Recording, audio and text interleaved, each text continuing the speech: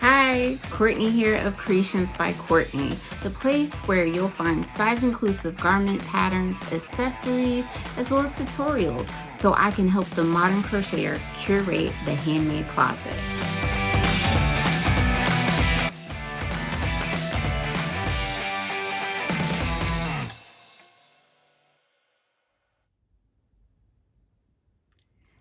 Courtney here, so excited to have you with me while we work on the Tunisian Cinch Bag. I'm going to be using Karen tea cakes and a size M wood Tunisian hook. This one is by Shepherd's Woodworking. I got this during the Maryland Alpaca and Fleece Festival. And with Karen tea cakes, this is 80% acrylic, 20% wool, and it is a super bulky 6. Now, if you choose to use a weight 5 yarn, your bag will be smaller. And for this pattern, the gauge is 7 Tunisian simple stitches, is about 3.75 inches and 6 rows in pattern. Now, if it's not exact, that's okay. And if you're not sure what size the M is, that is a 9mm or an M13. Again, you can use whichever hook works with your yarn. Now, typically we go up 2 sizes so that it doesn't curl, but I want the fabric to be nice and tight. So let's get started. So with this, we will create a circle made from wedges. So we're going to make the first wedge together and start the second, and then we'll come back together for the last wedge, and there's going to be 11 wedges total. Now you want to leave a tail, and the tail needs to be long enough so that you can put on a yarn needle in order to cinch the center. But I do have a trick to show you on how to make that center a little tighter, and I'll show you when we get to the second wedge. So we're going to make our slip knot, we're going to put it on our hook and then tighten. Now let's chain 27.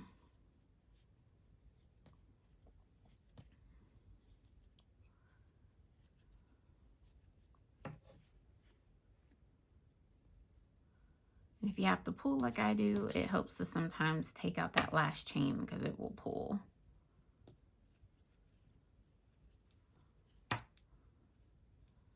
And if you have a regular crochet hook handy, you can use that in order to make that foundation chain, because it is a bit awkward holding a straight Afghan hook. Let's see, how many chains do we have so far? 1, 2, 3, 4, 5, 6, 7, 8, 9, 10, 11, 12, 13, 14, 15, 16, 17, 18, 19. Actually 18, let me redo that one.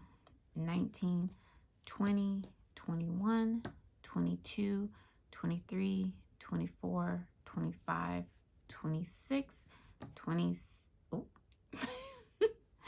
27. All right. I'm going to pull some extra yarn out so we can get through the foundation row. So with Tunisian, we always work in one direction, right? We do not turn our rows. We have a forward pass and then a return pass. And we always work from right to left if you're right-handed, and if you're left-handed, you'll work from left to right. But it's the same idea. We're going to pick up a loop in each stitch. And let's make sure we have our 27. 1, 2, 3, 4, 5, 6, 7, 8, 9, 10, 11, 12, 13, 14, 15, 16, 17, 18, 19, 20, 21, 22, 23, 24, 25, 26, 27. Awesome. So in Tunisian, the loop on the hook, the first loop, always stays on the hook until we get to the bind off. And this counts as the first stitch. So we're going to skip the second stitch, and we're going to skip the first chain and start in the second one. Okay, so it is really nice to work in the back bump so that you have a really nice edge. And this, using the top of the chain, is going to be really helpful when we come back around to seam. All right, so let's pick up a loop in each chain. You just insert your hook under the back bump, yarn over, and pull up a loop. And sometimes this first one gets a little loose, and so it helps to just pull after you've pulled up a few loops and tighten. So just work your way across, and I will see you at the end of this foundation row to do the return pass.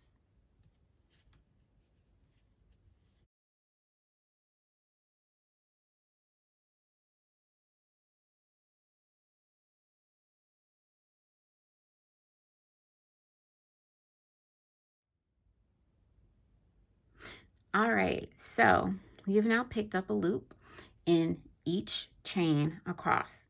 Now you should have the same number of loops on your hook as the chains that you started with. So we should have 27. 1, 2, 3, 4, 5, 6, 7, 8, 9, 10, 11, 12, 13, 14, 15, 16, 17, 18, 19, 20, 21, 22, 23, 24, 25, 26, 27.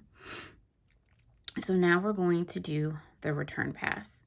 We're going to yarn over, and we're going to pull through 1, or in the pattern this is written as chain 1. We're going to yarn over and pull through 2, yarn over, pull through 2, yarn over, pull through 2. We're going to do this all the way across. In every row, every return pass of every row is done in the same manner, no matter how many stitches we have.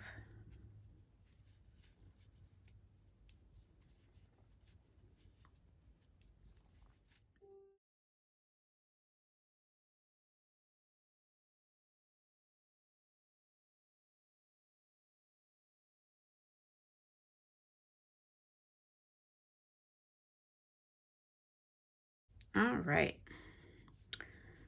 We are now finishing the return pass of the foundation row. And this is the only foundation row that we use for the entire project.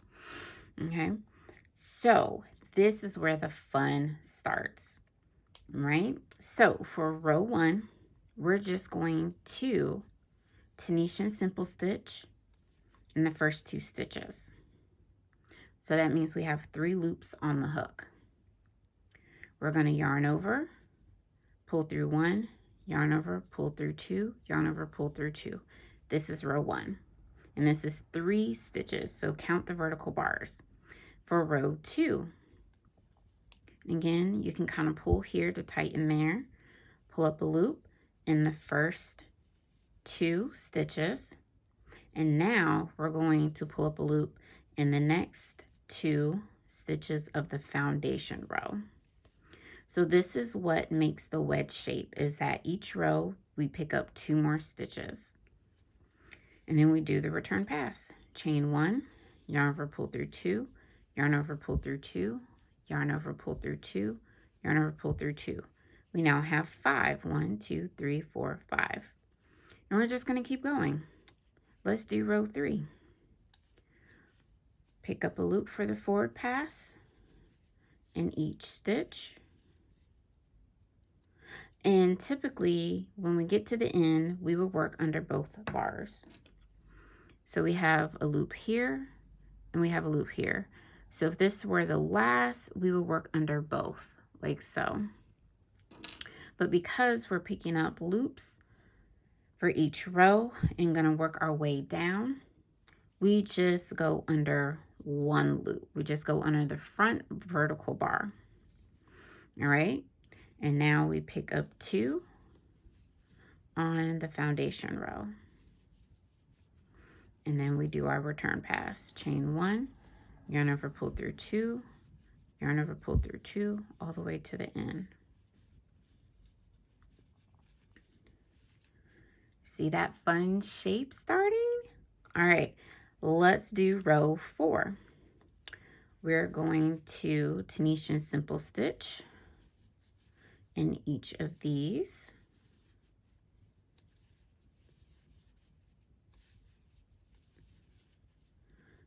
And don't forget, just go under one loop here. Don't go under both, just go under one. Pull up your loop and then pick up 2 stitches. 1 and then 2. And then we chain 1 and then yarn over, pull through 2 across. So that's 2, 3, 4, 5, 6, 7, 8, 9 Tunisian simple stitches. You can count your vertical bars. 1, 2, 3, 4, 5, 6, 7, 8, 9. All right, so that's row. This is the foundation row. This here is part of row 1, 2, 3, and then 4. All right, let's do row 5. Remember, you're going to pick up a loop for the forward pass in each stitch.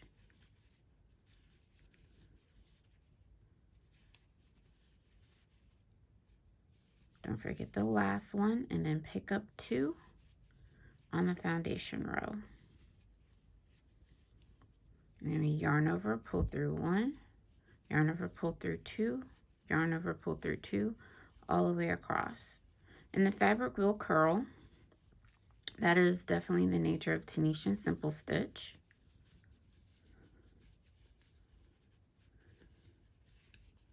But again, we will seam the wedges together so that curl won't even matter. All right, row 6.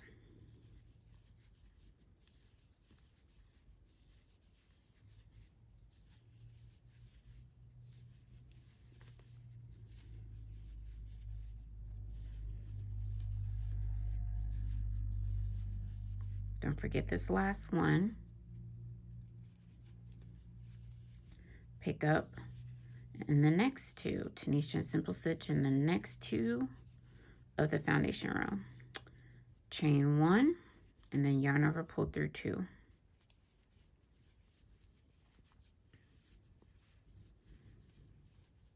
So it definitely feels a bit odd in our hands because of the shape, but there is a fun rhythm that you can develop, especially working with a super bulky yarn and a large hook. See that shape? So much fun. All right, row 7.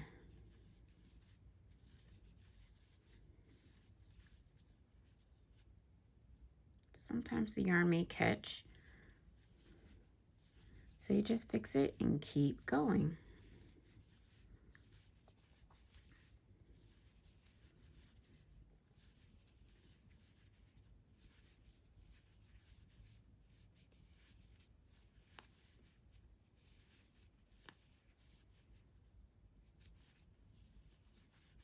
Don't forget, you'll Tunisian simple stitch in the next 2 stitches of the foundation row.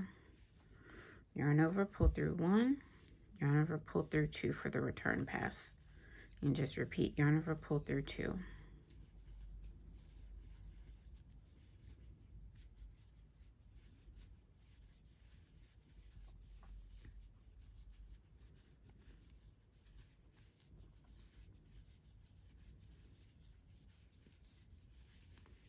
All right. And again, if you forget where you are, this first one is the foundation row. So you start here, 1, 2, 3, 4, 5, 6, 7. So you're on row 8 if you're following along on the pattern.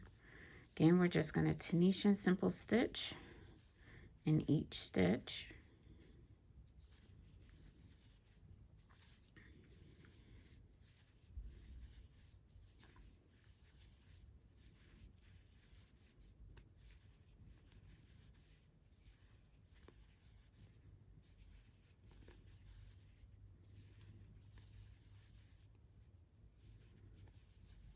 And then work into the next 2 of the foundation row.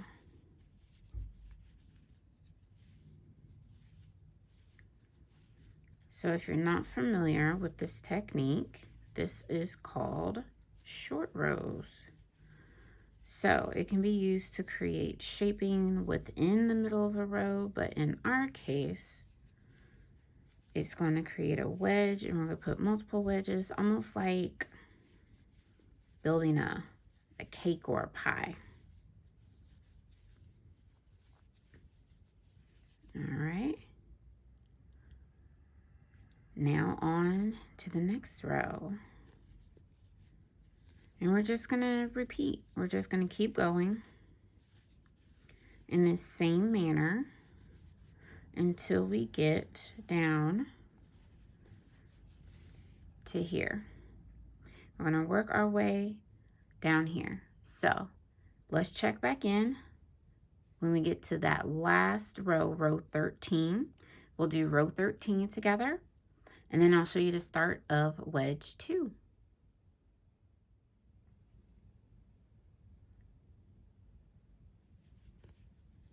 All right, so we're finishing up row 12. Now let's check the shape. Again, it's totally natural that it curls because that's what Tunisian Simple Stitch does. But as you see, you have the vertical bars going, right? If we hold the foundation row, it goes at an angle. So you have this lovely triangular shape. So let's do row 13, and then I'll show you the beginning of wedge 2 because we're just going to repeat rows 1 through 13 for each wedge. The only difference is when you get to wedge 11, we'll bind off, and then we'll seam, and then we'll make an edging and add the strap. So we're going to pick up a loop in every stitch, every vertical bar. Again, by now you probably noticed how the fabric curls is not as bad because we have a little more fabric. But if it does, just adjust like so and keep going.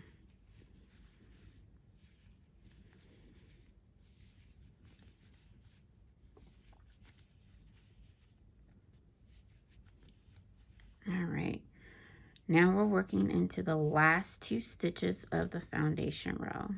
That's 1 and 2. So since this is the last one, we are going to want to work under both loops, this loop and this loop, like so. So again, it's just like inserting your hook under the top of a stitch and pull up. Yarn over, pull through 1, yarn over, pull through 2, yarn over, pull through 2, all the way across. And this completes the first wedge. And so what's so fun about this is that this is one of those projects that you can definitely do once you get the hang of it. You can definitely work on while listening to some music, listening to an audio book, a podcast, or maybe you have a movie playing in the background. And what I really like about the tea cakes are the color changes.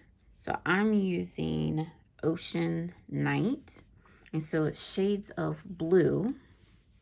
So in this one we have 1 shade, but it will change, and there's like a lovely teal within the cake. All right, so we have row 13 done. Now we do not do another row because row 13 is just like the foundation row here, where we have 27 Tunisian Simple Stitch. So just like row 1, we're going to insert our hook, pull up a loop. We're going to just do that 2 times, right? And then we yarn over, pull through 1, yarn over, pull through 2, yarn over, pull through 2. And this is row 1 of the second wedge. Now, if it helps, you can add a stitch marker into the last row, but we're going to be using row 13 as the foundation for the next wedge. And it's the same for each one. After you complete wedge 2, 3, 4, 5, and so on, that row 13 is just the same as this foundation row. So let's keep going. Row 2, so that's 3, and then you pick up a loop in the next 2 stitches, that's 5. So each row adds 2 more stitches. That's row 2. Don't forget to pull that first loop so it's not too loose.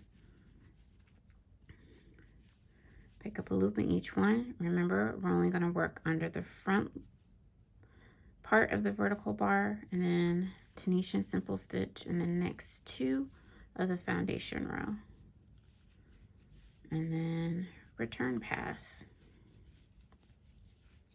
So keep going, and I will meet you back at the row 13 of the second wedge so I can show you a trick down here that will help with your center.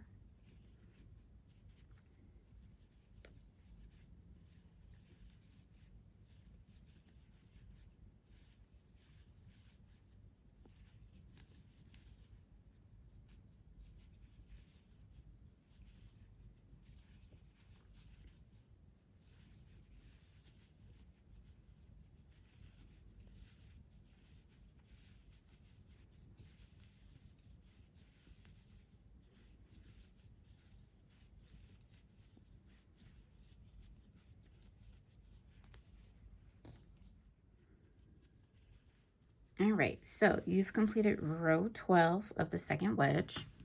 Let's check the shape and look at that fun color change. Look at that. So it's not exactly a perfect circle, but it's circle enough, which is what happens in crochet anyways, is that where the increases would be in traditional crochet, you have a little point if you don't stagger those increases. So let's do row 13 so I can show you what to do down here.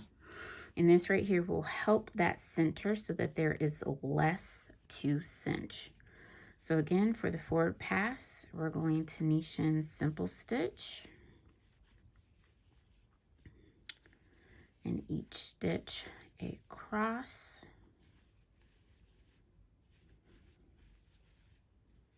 I told you, this works up pretty fast. I'm telling you, if you're having a holiday movie marathon on a weekend, you will be surprised at how fast you get this done. Should we be sitting that long? No, but we all do it because we all love crochet.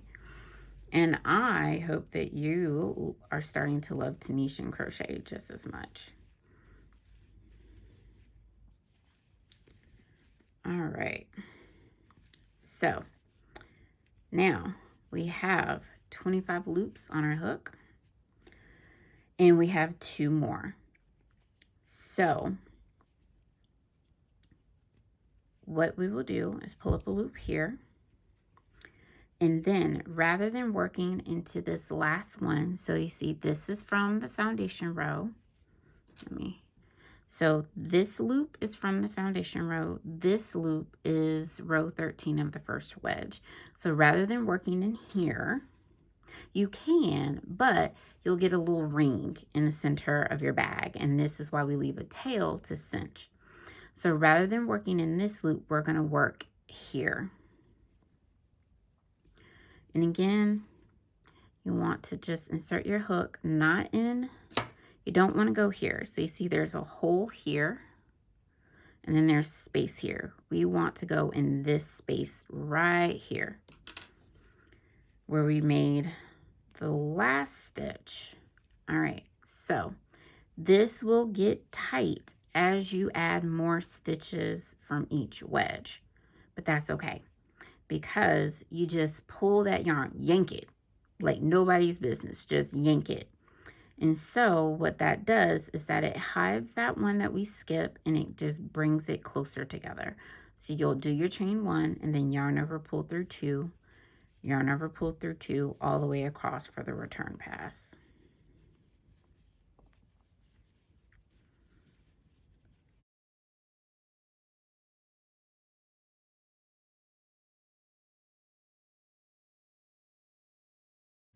Personally, with chunky yarn, I like using a straight hook because you get a nice rhythm of holding the hook. It's definitely more wrist motion, but like I said, it's a fun rhythm.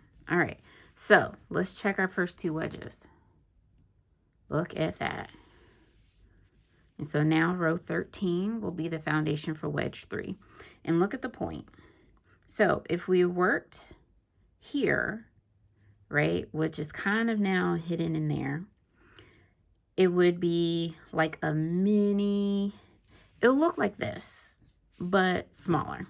And so this just makes it a little neater, gives you like a nice little point. So yeah, continue to follow the pattern. Again, complete rows 1 through 13, 9 more times. And I'll see you back after you have done most of wedge 11. We'll come back together to do the last row of wedge 11, so row 13. We'll do the bind off. I'll show you the seaming, and then we'll make the edge in order to put the strap in for our bag. All right. When we get to the end of a wedge, and we've picked up loops all the way, again, when we get down here, we get towards the center.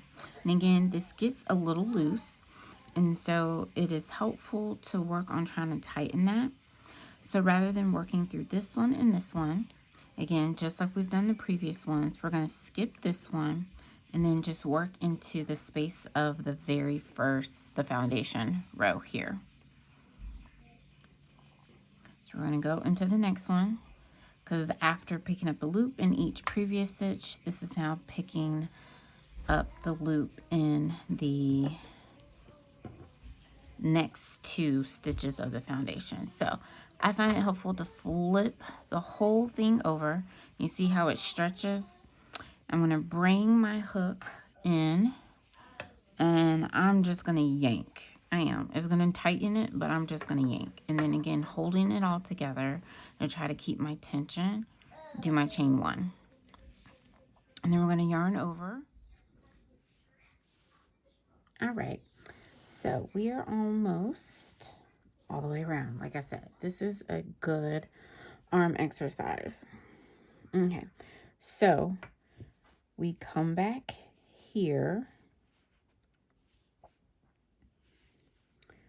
Right? Because again, oh wait, I skipped 2. Yes, we skipped this one. There we go. Come through here. And then back in. And so we still have 1 more. But as you can see, it's woven all the way through. And you may have to pull it a little bit. It may pucker a bit, but that's okay. Right? So we have 1 left. And we're going to continue in the weaving, but we're going to go back through here, and we're going to go through the same as where we started.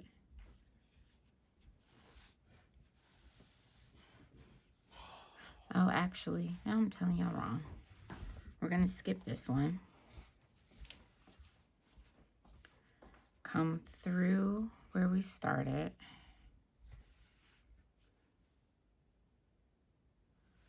You know what? Now, let's do it the other way. So this one's going to be short. We're going to come through here, go through here. Again, we're going to skip one and go through the next one. So the second round, we work through the available ones. And so this is why I was saying make it twice the length. And so again, when you come forward to the right side, make sure that you're going through the next one. Pull it through, and then that way the longer pieces are on the inside, which means now we come through the skipped one, because we're going to skip one and go through the available one. Go forward through the next one from right side to wrong side. Pull some more. skip one, work through the next available one. And in this weaving motion, this is why it helps to have a piece longer. That's more than twice the width. Uh-oh. So this is what I'm learning. All of this friction is making that loose. And so this will be a bit shorter, despite how we laid it around, but that's okay. So keep working in this way, just like before, and I'll see you back at the beginning. And again, you will likely have to cinch the bag some, unless you decide to cut about 6 yards. Either have a rope, a thick yarn like this, or make an I-cord, you know, whatever your preference is. If you go for 6 yards, because this Mambo is 5, so go ahead, add that extra bit if you don't want it to be cinched before you finish. Make sure that you have an adequate amount. And again, you kind of get into a rhythm. Oh, well, this is frustrating. So now we know if you have any hiding in your stash like I did, be very careful of the ends. It may even help to put a knot in it to keep it from fraying.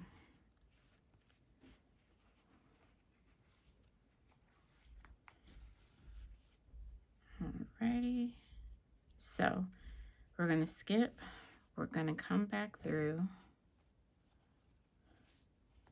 Definitely make sure your yarn ends are out of the way. And again, all of that will be taken care of when we're done.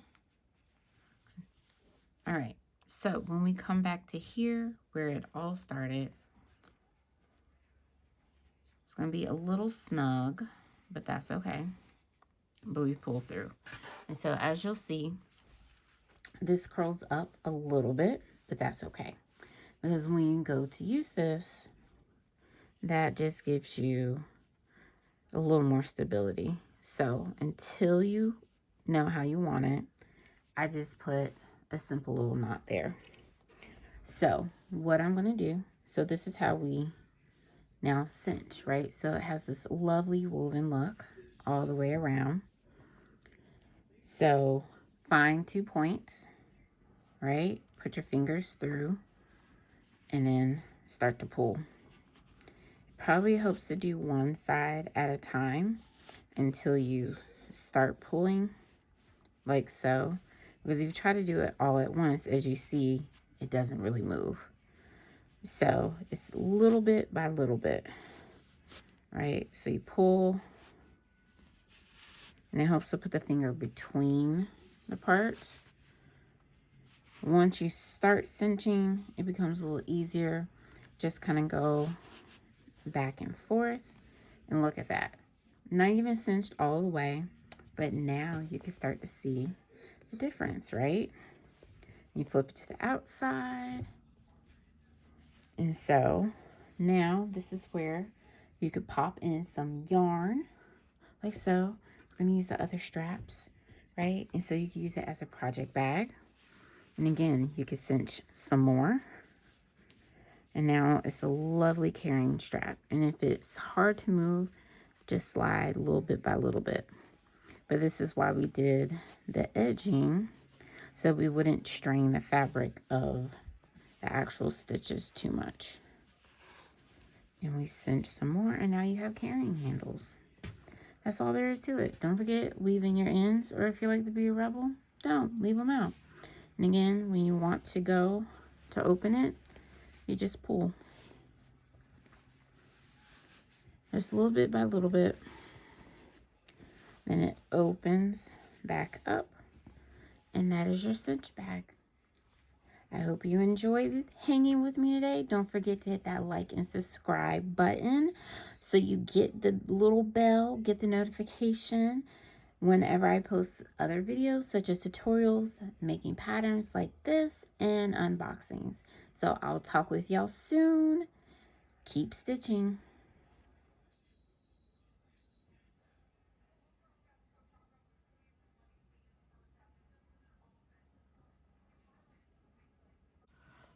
And pull through 2 all the way across to make that last row of the wedge. And again, at this point, it is a little fiddly. And if you had to join yarn like I did, it helps to weave it in during the forward pass.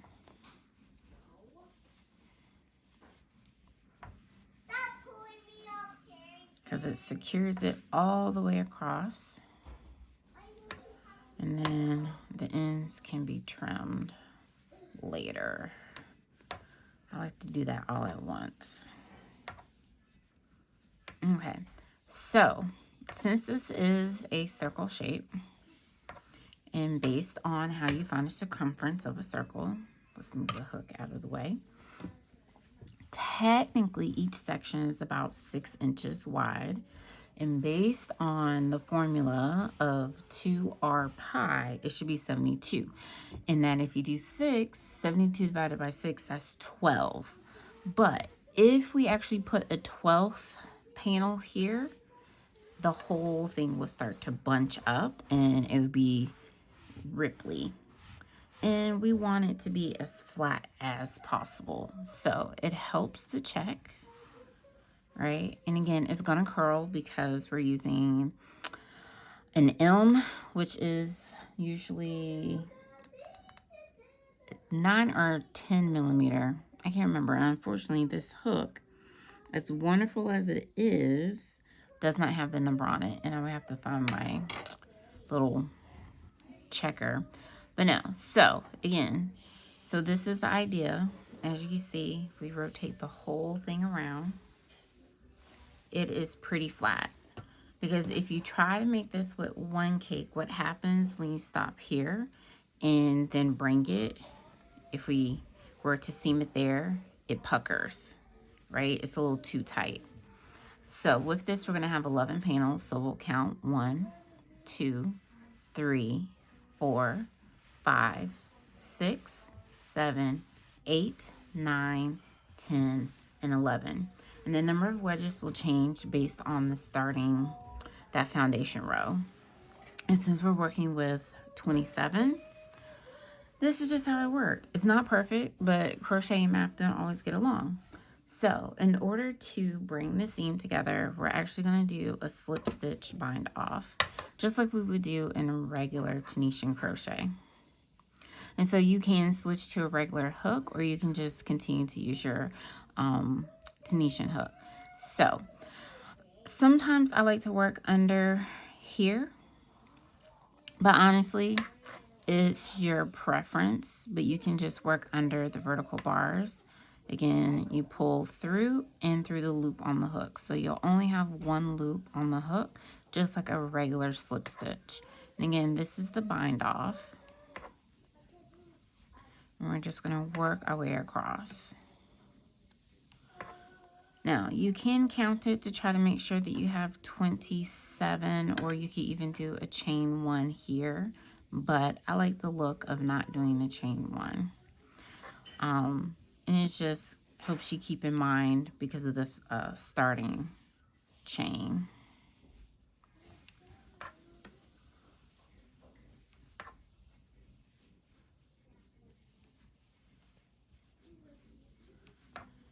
We're almost there.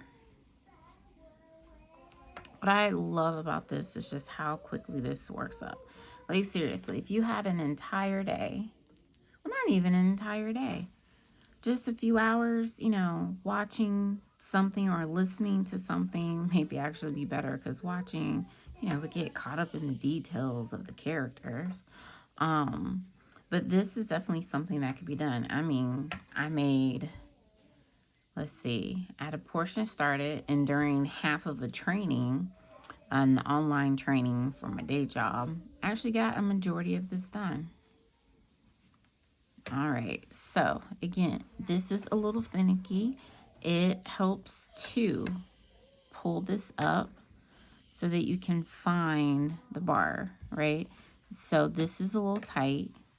So again, here, and then that leaves the center. So this is where we're, okay. So we've done our slip stitches all the way across. If you count the first row, although we started with a chain of 27, in the nature of skipping this one and starting the second chain, right? And then what becomes the center, there's 24. And here we have 24. And so this is the front side. So we're actually going to work from the wrong side. And it helps to use some stitch markers to line up the stitches. All right, so that last one there, and again, it's going to curl. That's the nature of Tunisian simple stitch, and especially if your hook is not large enough.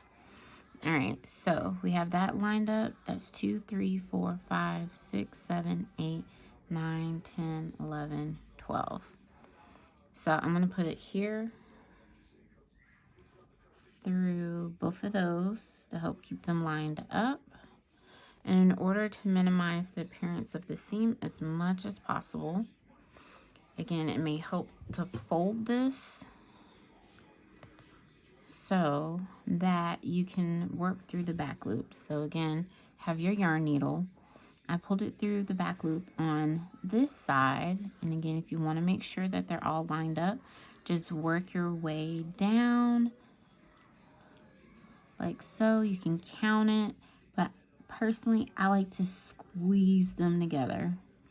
All right, so this one, these two line up here. So I'm going to pull through here. Now, if it's not exact, that is okay, especially around the center.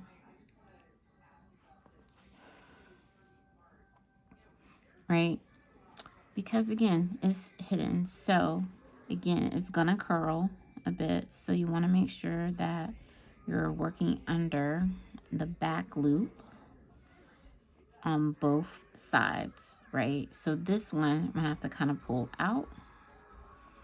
And if it doesn't go exactly under, that is okay, because that actually makes it more secure if you actually go through the strand rather than just under the space.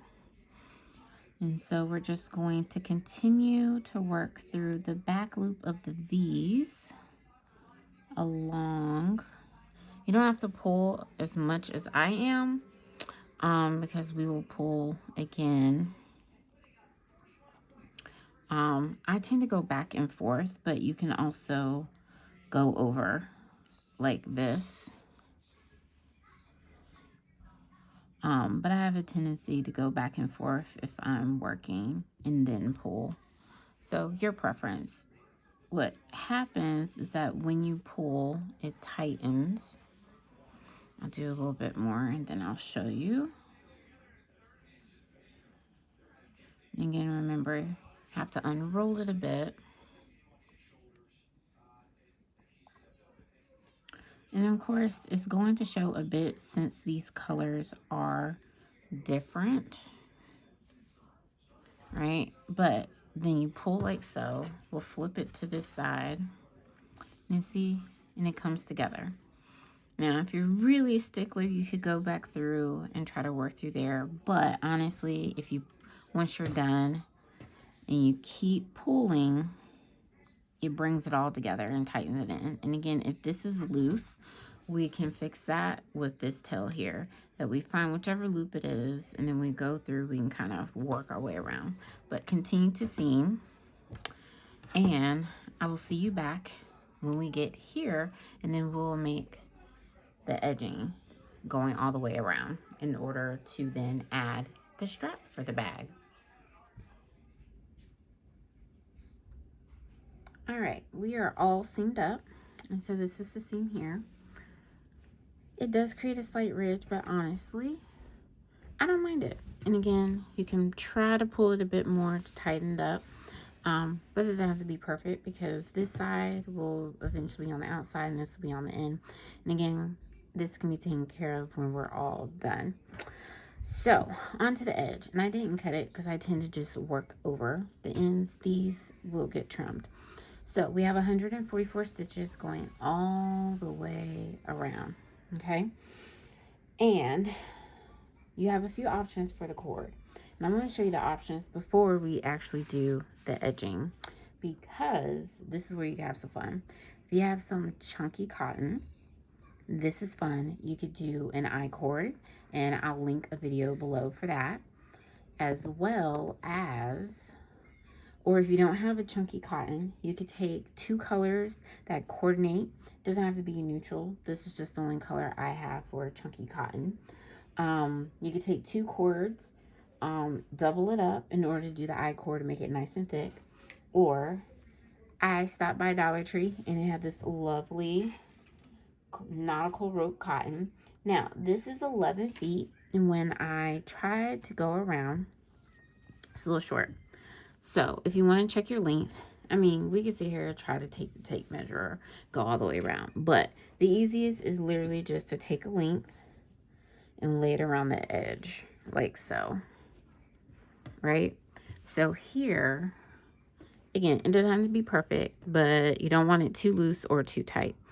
And then you just go around again. So with this, it's a little short. There's a gap between here and here. So this can be used, but if yours is a little shorter, this just means that your bag is going to pucker. And if you want it to be able to lay flat with the strap, it's better to go longer.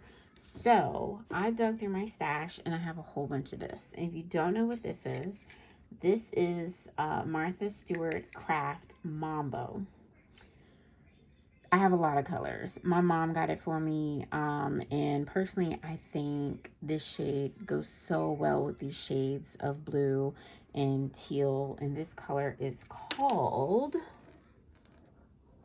Ocean Night.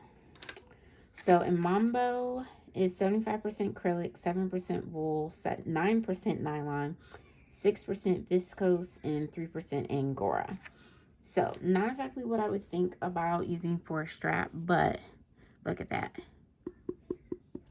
You hear that? That is pretty sturdy. Because again, all those fibers are inside and then it has this thread around it. So, this one is definitely long enough. This is a total of 5 yards. So, we will actually have excess. So, again, we lay it down, and again, based on the radius, which is about 11 and a half when it's completely flat.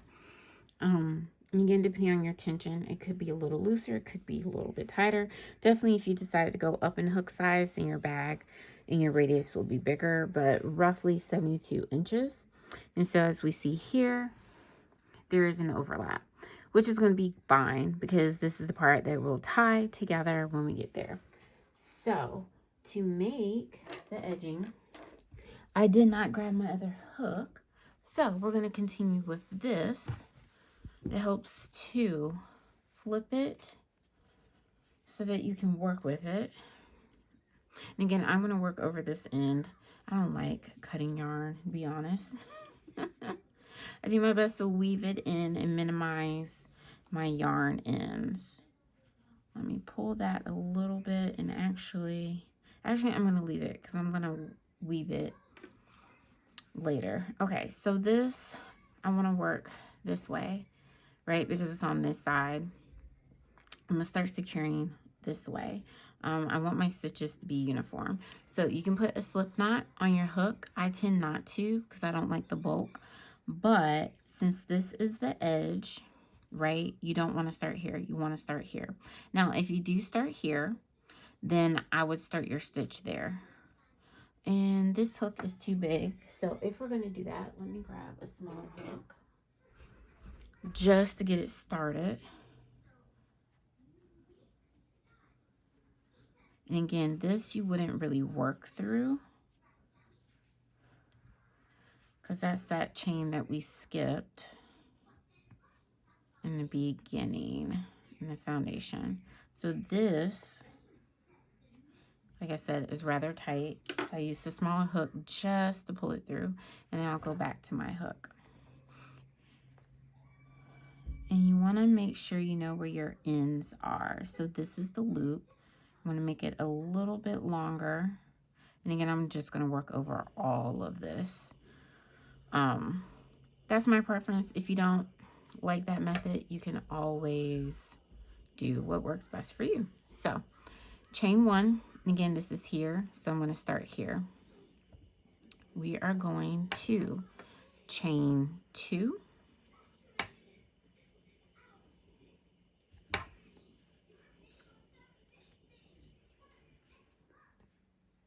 And now, single crochet two. Goodness, I said chain.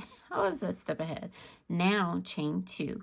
And so the chain two is going to become part of the loop for putting the strap on the bag. We are not going to skip any stitches. We're actually going to work right into the next one. Like I said, I'm working over those yarn ends. And so again, if you do decide to use a regular hook instead of using your Tunisian hook, again, if you're using a hook with a cable, this is so much easier than a straight one.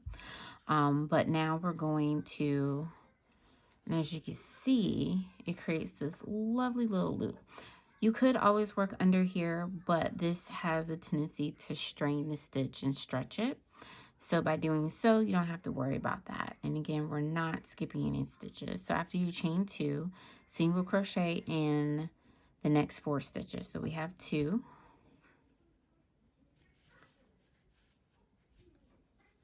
3, and 4. All right, I have a tendency to pull down, especially when I'm securing ends. And so now we're going to chain 2 again and single crochet in the next 4. Remember, do not skip any stitches. I'm going to pull that a little bit in order to secure that end, and then tighten that down. These don't have to be the prettiest stitches because it's the edge, and really it's more about creating loops for the rope. And so we're just going to continue all the way around, and I will see you back after we make the last 2 single crochet and slip stitch. Remember, skip this chain 1 to the first chain there, and don't do like I just did and make an extra one. Remember, the repeat is single crochet 4, single crochet in the next 4 stitches, chain 2, and then just do that on repeat all the way around. Again, you have 144 stitches. If you made your bag the exact same size, you will have 144. If you shortened because you wanted a smaller bag, or maybe added more chain to make a bigger bag, just count all of the stitches around to determine how many stitches you have. This is how I lock in this and why I folded it. This is the locking loop method by Salty Pearl Crochet. Just count the total stitches around, find an even number, and the next step I'll explain why. So just keep going in that manner, and I will see you back.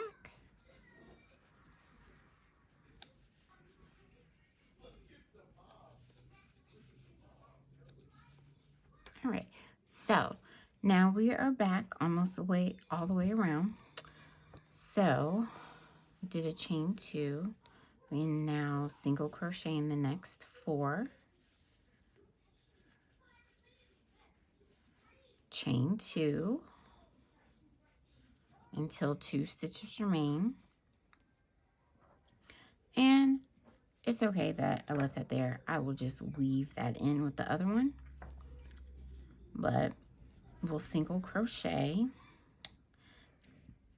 into the last two. All right, and again, this is the chain one, and this is the first single crochet. And so you can just slip stitch and tighten. And so before cutting, let's look at that. Look at how cute that is. It's like a little scalloped edge. And this is where we're going to put the strap. So I'm going to cut a length.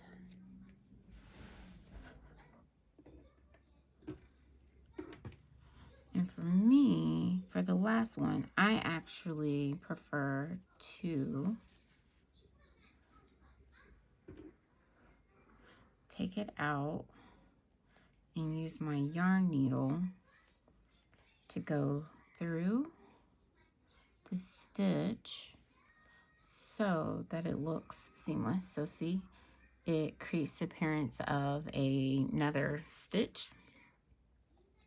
You can tighten that up, and then I'm just going to secure this so I can demonstrate. Again, especially with bulky yarns, I find it helpful to actually work through a strand because it catches and it really makes sure that it stays tight. So we don't have to do that. Okay, so since this is the seam, we're going to flip this to the wrong side. And again, all of this I will take care of. Well, actually, since we're here, this one, let's see. This one here pulled, so I'm going to poke it through so I can pull it here. And so if yours is like that, if one managed to get loose using a yarn needle, just work under the loops of the center like so.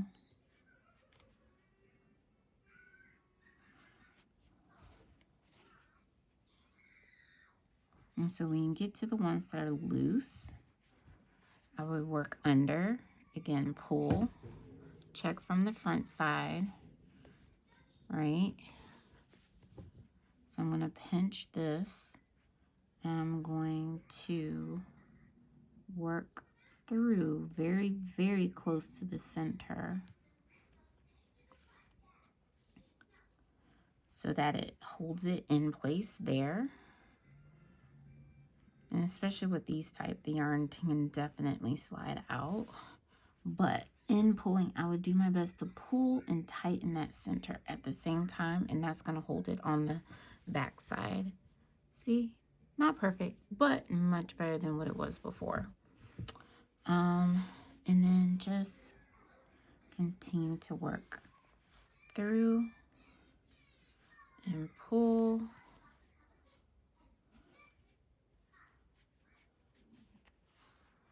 And so that is just a quick example of how you can secure the center. And again, all of this we can go back to after the strap, but I wanted to show you. So again, this is where the seam is. So we're going to actually start. You can start in either one on either side. And again, this appears to be 5 stitches, but remember this is the chain one. So starting with one of the ends, I like to go from the right side or the outside in. That way, in securing it, it'll be on the inside of the bag. And then take the other end, and we're going to go through the next loop. We're going to skip this one and go here. And then go back in into the next one.